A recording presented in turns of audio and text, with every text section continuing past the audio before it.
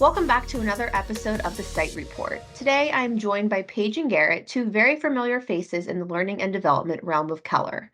Paige and Gerrit, thank you both for joining me today. I'm looking forward to learning a little bit more about what you do and how you interact with our Keller employees. So, Paige, I'd like to start with you and just get a little bit of background information. I know you are doing a ton with learning and development. I feel like that's Mm, just been kind of a really big push at Keller lately. And I'm sure you interact with a lot of our employees. I'm sure you've been traveling. But how did you really start and get your career? And how did you sort of end up at Keller? hmm So I actually my undergraduate degree is in government and history. I found that a lot of people who end up in learning and development don't have a degree in it. They just kind of fell into it, and Mhm. that's the same for me. I got a job out of college in banking. Learned a little bit about that. Moved over to a customer service call center for 1-800 Medicare. And about 2 years into that job, they had a trainer position come available. And I thought, well, I like this job. I think I could teach other people how to do it.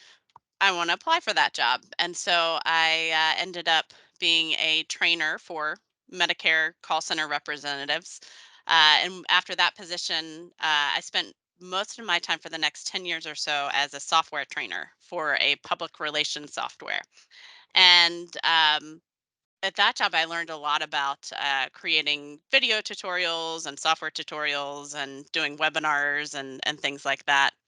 Then after that job, I got an opportunity at Keller. The learning development department was expanding. The manager of learning development at that time, Colin Pitcairn, was looking for somebody to come in and start working on some of the video tutorials and help out with a lot of that. So I came here, I believe, in 2015. So I've been here for about 8 years. Most recently as the manager of learning development for about the past 2 years. What are some skills? Because I imagine you'd have to have pretty good patience if you're trying to like train people or just even work hmm on training. So, what are like the top two skills you think are extremely important in your role? Well, yeah, patience, which is sort of more of a characteristics than a skill. But I think really being able to kind of, especially if you're doing an in-person training, being able to read the room and tell, if people are actually getting what you're saying or if it's sort of flying above their head. Um, and then in terms of kind of looking at an organization and how learning and development is going there, I think just really being able to communicate with people and have a lot of different conversations to gauge what level they're on and kind of how things are landing with them. Oh, that's awesome. A lot of skills that people probably wish they had, I'm sure. I certainly could get better at them. So working And every day. I'm sure. And Garrett, what about you? I know you've sort of had a really interesting career too, and I'd love to hear just a little bit about how you just initially got your start and then how you ended up at Keller in the role that you're in. Yeah, sure. So Keller is my first construction company gig. I probably say I graduated university in a degree with international management.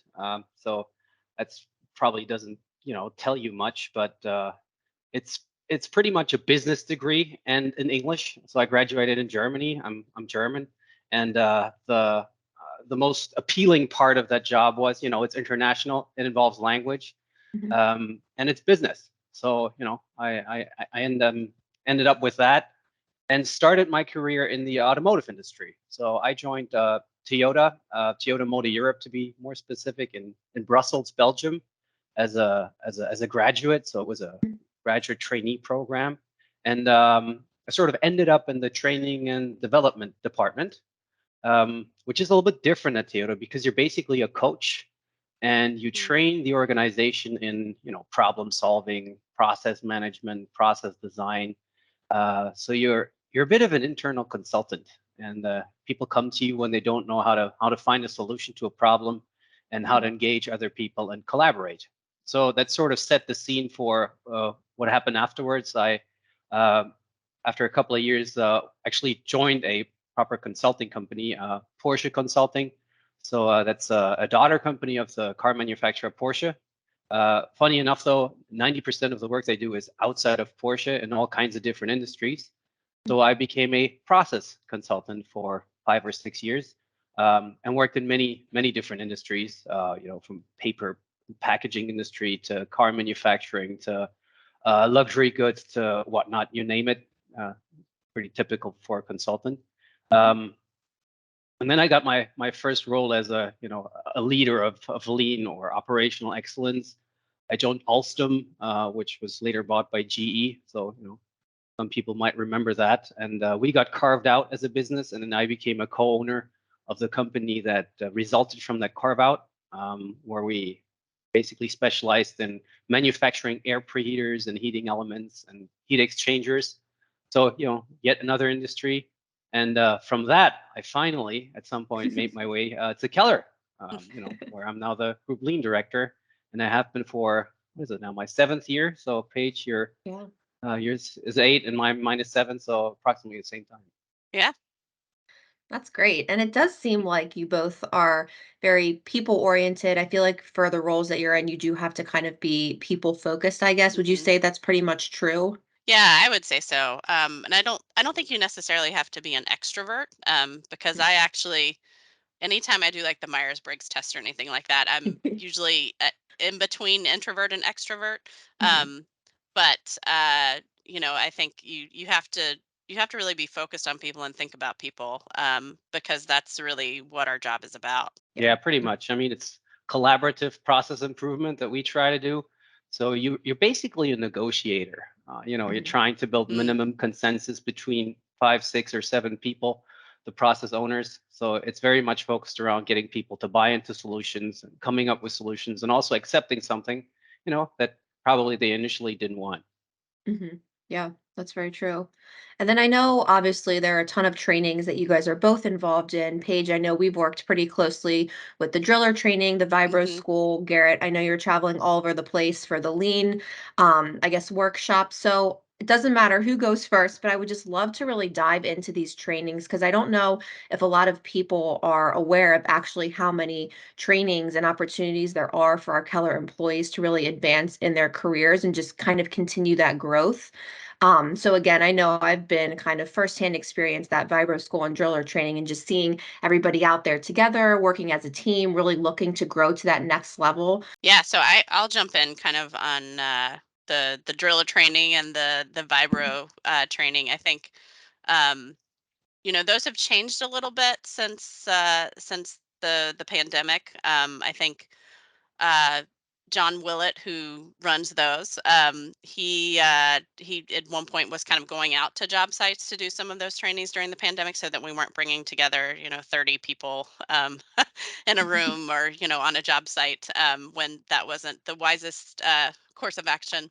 Sure. Um, but I think for me, that was really the first time that I went to one of those trainings was when I finally fully understood what Keller does, and kind of not only how important it is to the company and really to building things in society, but that it's complex. There was, I think, one of the presenters had something like 25 different drilling techniques that he was presenting on and driller training, and I kind of just thought they were all the same. It was a big rig, they drilled into the Right. ground, they put something in there, and so to learn about the breadth of what we offer was really kind of staggering for me, and then to see that happen at the driller training, it was pretty, it definitely, I walked away having a much better understanding of what our organization actually does.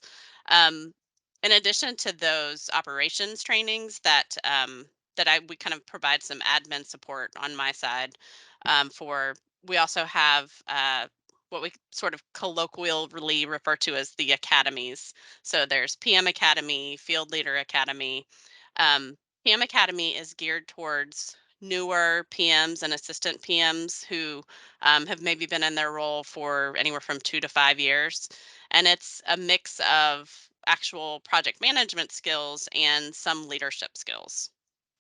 Um, Field Leader Academy is designed for foremen and superintendents and those that are more on on the field side instead of the office side. And it is really designed to be mostly at least in its current state, mostly a leadership training. So to give them some skills on what are the different leadership styles, what Mhm. are some ways that you can help influence people and empower people and inspire them to be better workers and to continue to develop in their career. We also have Foundations of Leadership, which is a leadership training specifically for those who are people managers.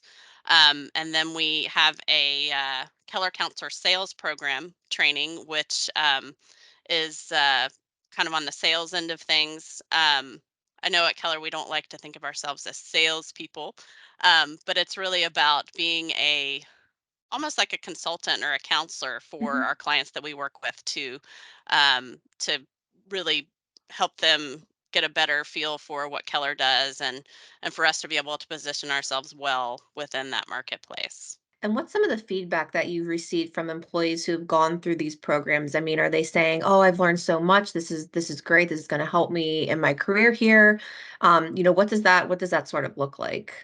Almost all of the sessions we do, we have a survey that goes out afterwards. And we do that both immediately following the session and then also 3 months afterwards, Mm. to ask people, what behaviors have you changed? How have you grown? What have you learned? Have you been able to implement some of those things?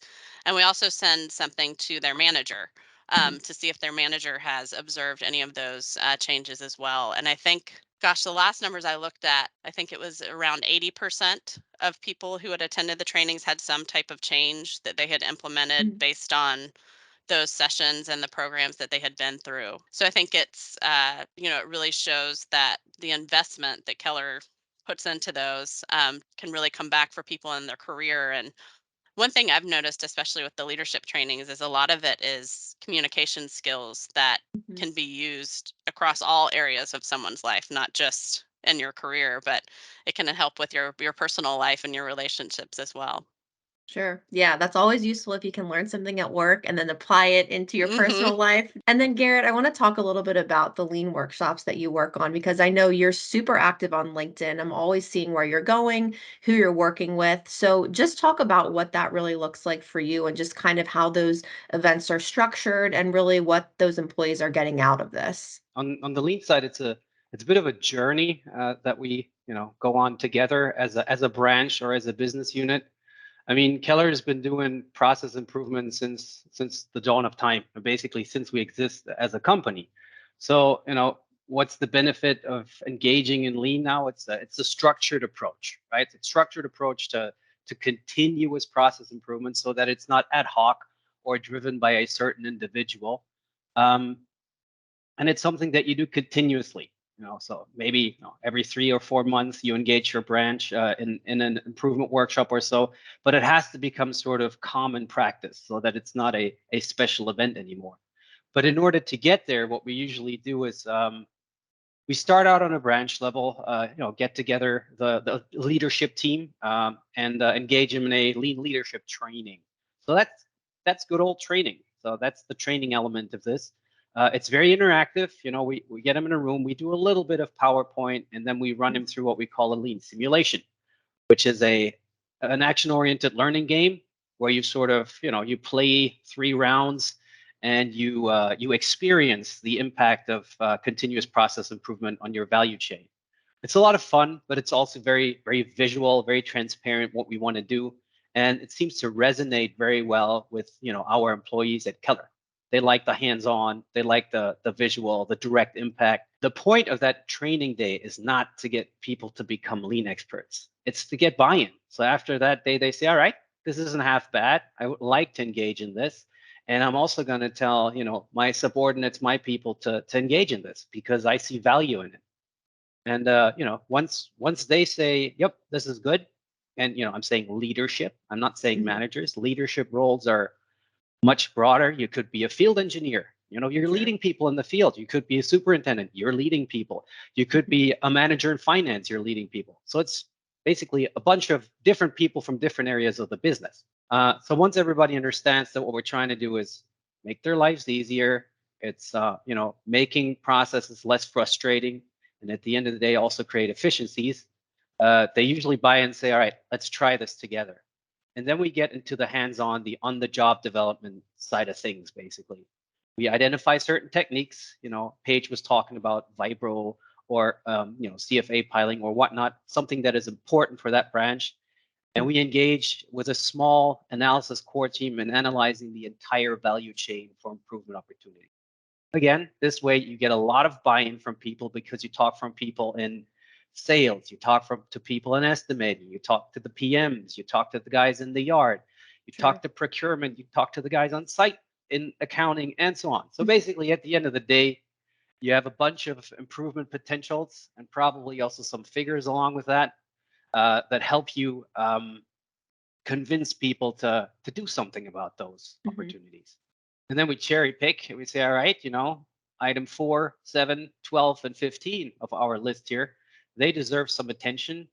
And then we engage in what we call a lean workshop, which is basically let's say 2-day event with select people, some process participants from the part of the value chain that we want to improve. We look at the current state process. Everybody gets to complain what's not right with it and what we need to improve.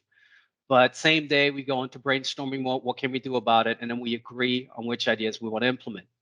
Day 2 is all about future state process and action items. And then everybody gets their work packages and we implement so that after, 6 to 9 weeks, we can reap the benefits, report out and say, all right, look, this is better now. Please, everybody, go have a look, come to our report out session and see what we did. We move on to the next item. So that in a nutshell is sort of the lean journey. I mean, right now we haven't embedded that because one crucial item is still missing at the end of that. Now you've gone through it once. But if you as an individual then say, or someone in your branch says, all right, this is good. We did it with Gerrit once, or with John Stillion, my helper here in North America. I think we want to do this ourselves. And that's when you start sending someone to our train the trainers, where you learn how to run that training, where you learn how to run that simulation, where you learn how to do these analyses, where you learn how to do these workshops. And that's pretty much why we call it a lean journey. Yeah. And do you find that after these workshops are complete, the feedback you're getting is pretty positive, or are people still like, no, we're going back to our old ways of doing things? I mean, how are people, because I know anytime you throw change in there, some people are very hesitant. You have the people who are willing to change, and you also have the people that will never ever change anything. So how do you feel that people are sort of responding to you after these workshops come to a close? I mean, yeah, that's a good question. I mean, at the beginning, everything's new. It's exciting, right? You engage in something new, but the more challenging part is where you want to establish this as a way of working. So, getting guys to agree on a standard for 3 months, it's not easy, but it's manageable. But then making that standard stick and, looking at it a year later and see whether the guys and girls are still working according to it, we can't do that ourselves from the lean space. That's where we need the local leaders, branch manager and so on, to occasionally ask, hey guys, we did this workshop. Are we still working according to what we agreed upon back then? Are we still using that planning tool and so on? Someone has to care. And if enough people care, or when they care enough, then it usually sticks. And if that's not the case, it falls back to the old ways. And then we just do it again until it Right. sticks. I think I need you to come do a lean workshop for my family and my household. I do process improvement. I don't do miracle work. Okay, Fair enough. Oh man. And I'm sure with these trainings, you've probably seen some interesting things. I'm sure you've heard some interesting things along the way. I mean, are there any stories that stand out to you that just made you really laugh, or any funny things that have happened to you along the way during these training sessions or workshops that just kind of make you step back and say, all right, that didn't really go as planned, or maybe that was a little wrench or obstacle in my way? I mean, anything that's happened along the way. Again, I know you see so many people, throughout the probably 6, 7 years you've been here. So you have to have some stories to share. I mean, gosh, there are probably plenty, but I mean, some do stick out, and they're always referring to that lean simulation we run, and it's a drilling game. So you get out a drill and you drill into wood, right? But it also, people get really competitive and into it. And if your group or your team starts getting really into it. They want to just, be the best or the fastest or the stablest process. We've had situations where we've ran that simulation with an executive team. I'm not going to name names, not going to name divisions, but where after the final round, where they were supposed to, have a stable process, it was brilliant. They had a stable process. They had their 20 pins in the board and everything. Problem was they hadn't only drilled through the board, but also through the table. Oh So no. I was a bit shocked to see that. And the lady at the hotel, she took it with a smile, but she didn't say thank you or goodbye that day. And I'm still stuck with a bill for $500. So Oh man. So they may have succeeded in the project, but had a little bit of a backfire with the table. almost certainly, and it happened more than once. So I should probably look into the safety side of things there. And Paige, what about you? I know you work on a variety of different trainings, so I'm sure you've seen some crazy stuff along the way. Yeah, there's some funny things. Probably a lot of stories I can't share here. Of a lot of fun that has been had. Mhm. But I think for me, one of my favorite stories is actually a personal story on the Keller level, and it was actually right after I came back from one of the driller trainings. Um, my daughter at the time was, I think, about 9 months old, and Mhm. it was the first time I had really been away from her for a long time, and my parents had come to stay with my husband and my daughter to help take care of her, and I basically got off the plane, ran home, and I had my hard hat attached to my backpack. And my dad was in the hallway when I came in, and I like threw my backpack and my hard hat down and ran upstairs to see my daughter. And he just thought it was the funniest thing that his daughter, had a hard hat for her job. And so we had a long conversation at the time about women in construction, which Yeah. because in his generation there really weren't very many. And even though that's not something that I'm not out in the field on a regular basis. I don't have my hard hat with me, but a lot of women do, and so that was a lot of fun for me to have that conversation with him. And my daughter actually took my hard hat in for her show and share a couple of weeks ago at school because they were talking about construction, and so she was able to bring Mhm. in my hard hat with my name on it, and she just thought that was the coolest thing. So Yeah, it is that I mean, and that's a great point that you bring up too, because I know at least, we really are hiring more women, and there are so hmm many more out on site now than even probably a year ago. And we have yeah. Quick at Keller as well, which a lot of people are involved in. We're again trying to push that initiative out. So, Garrett, I know that you had some involvement with Quick as well. So, just speak to that a little bit about what that really means for Keller and everybody who's maybe a woman out there, they're looking to get into the field, but they're not sure if there's a place for them. I mean, we want to just assure them, yes, there is a place for you. We're working on it as well. So I'd love to hear just what your experience has been. Yeah, sure. When I was still living in Europe, I became part of Quick Europe. When the committee was formed, um, me and Luke, another colleague from London, we figured, no, it'd be great to participate in this. Keller Women in Construction doesn't mean you have to be a woman to participate, um, but being part of that team, I think we're two guys and 13 ladies at the time. Uh, was brilliant because I was always, I was sort of, I knew what was going on and what we're working on in terms of Mhm. promoting women in construction and how we can support them better. But not only that, I was involved in it. How do we mentor women in our companies? How to make sure we pave the way? How do we make sure equal pay is a topic and stays a topic, and many other different topics that got addressed. And at the same time, I think it was also valuable for our working groups.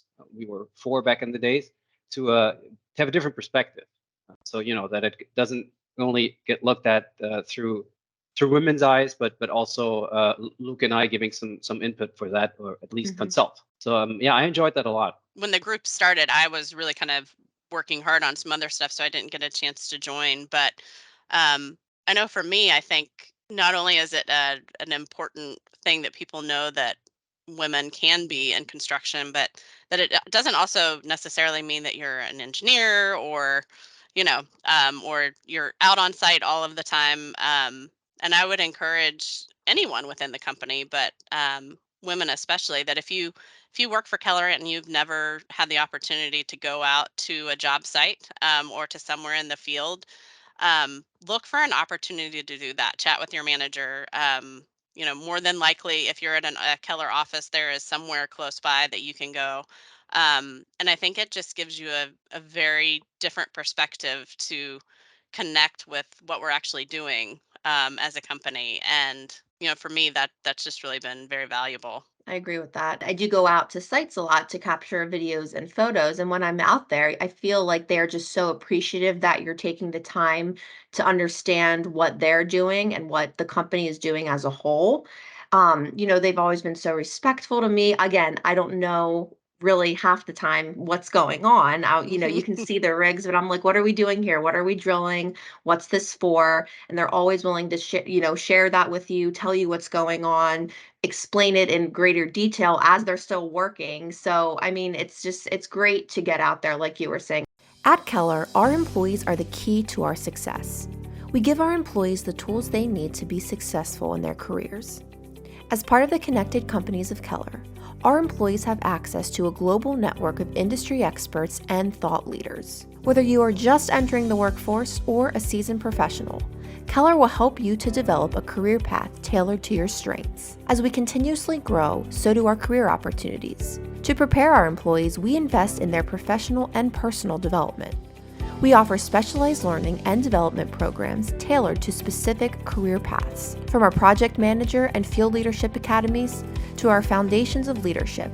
Our goal is to give our employees the tools they need to be successful. To learn more about how you can get your career started at Keller, visit our website at www.keller-na.com/careers. I know you both, haven't been at Keller 30 plus years like some of our employees, but you've been here long enough that I imagine you would have had some mentors along the way, whether somebody has been a mentor to you or you've been a mentor to somebody at Keller. Talk a little bit about what that looks like for you and how that sort of has helped shape your career so far. For me, I would say I haven't had like a mentor throughout my career necessarily, but I think one of the things I try to do is learn a little bit from each manager that I have or each person that I work with and that type of role. But in particular at Keller, my first manager here, Colin Pitcairn, I learned just really a lot from him about having a vision for a department, for an organization. And one thing that I really just loved about Colin is that for him, he wanted to get up in the morning and feel like he was making a difference in the world. And so one of the first things he told me when I joined Keller was that, what we're really doing is trying to make a difference in people's lives and learning and development.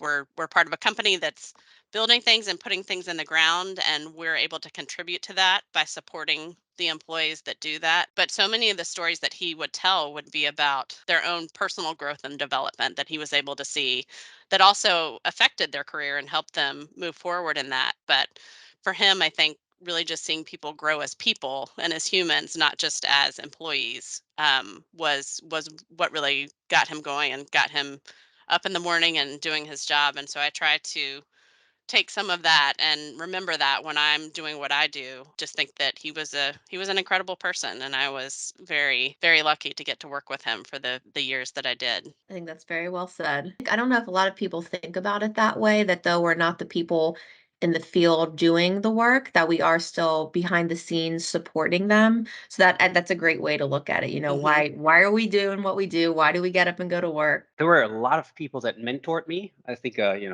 if you look at a traditional mentor role, a constant, someone that continuously supports you and helps you develop, was definitely always been Venu Raggio, our head of engineering and operations. He's also my boss, but at the same time, Venu has this gift, I guess, of sort of giving you ideas and making you think about stuff without telling you to do so, so that at the end of the day you think it was your own idea. So Hmm. that's pretty awesome, and he's always been very supportive and helpful, and he makes things happen for me. but also make sure that I learn new stuff along the way. But then there are like, specific challenges in the job. I recently relocated to North America from Europe, and that's a pretty big step. And for that specific move and everything that comes with it when you have a family and young kids that never spoke the language before, we had, for example, Eric and our divisional presidents, all three of them, to be honest, Jim the Whale as well, and Peter, who took time and talked to me and told me how they did it when they moved, what probably is what you need to do with the children, the family, to make them feel good and welcome. But also, when's the right time to do that in your career? So for very specific stuff, they've been very, very helpful. And if you break that down to, I think we would say, to a process level where it becomes really personal in your everyday life. Of course, I got guys here in North America that help me with culture and language. I just think about Ricky Picayo from Miami, or we got Mike Gillis and Dean Elliott here in Tampa that helped me a lot with that to get here, to arrive here. But then when you really go down into the nitty gritty when it comes to culture and language and working with people over here, pretty much every workshop is where I learned something. Recently I worked with Denny March in Pittsburgh and Denny Moyer from Philadelphia, and they taught me so much in just a very short amount of time about North America, about the culture, about language, about politics. Best advice is to stay out of it. But anyway, so yes. Depending on what you talk about and where you're at, there are always people that I feel have mentored me throughout the journey so far. What's one piece of advice you think is really beneficial for somebody who's either at the company looking to move up, or somebody who's thinking about applying for the job but maybe a little hesitant because they're not sure if this company is for them or if the people are for them? What advice would you give to these people to kind of push them in that direction to either take that next step in their career or take that next step to apply for a job with us? I mean, from my perspective, I would the other way around. What if I wish I had, I never want to be in the position where I say, oh man, I wish I had applied for that job 10 years ago, or I wish I had taken that assignment overseas. I feel, at least from my side, it's much easier to just get in there, try it out. And, you can always go back to your comfort zone, your safe spot. It's not going away, but you might as well give it a shot. You never know. Usually when you ask someone, I would like to work at this company, or I want to take that assignment elsewhere, a lot of people will tell you, great, appreciate the courage, appreciate the taking the initiative here. So there's really nothing to lose. Yeah, I mean, I would say the same thing. I tend to be somewhat risk averse. So it is often very difficult for me to get out of my comfort zone. But I have found, in my career and also working at Keller, that when I do get out of my comfort zone and when I do, take risks, calculated risks, but take some risks and do things that maybe seem a little bit uncomfortable, a little bit scary, that it just helps me grow. It helps me build my skill set. It helps me meet new people, get additional opportunities to do things I might not have been able to do before. So my advice would be, think about it, but take that calculated risk, go for it. The reward, I think, is definitely there. And also, I think sometimes we shouldn't be afraid to fail and that type of thing. Maybe you apply for a position that you are a little scared to apply for, or you think maybe you're not quite ready and you don't get that position. Don't get disheartened. That's something that you could maybe try again later. That Yeah. I think we learn a lot from those failures as well.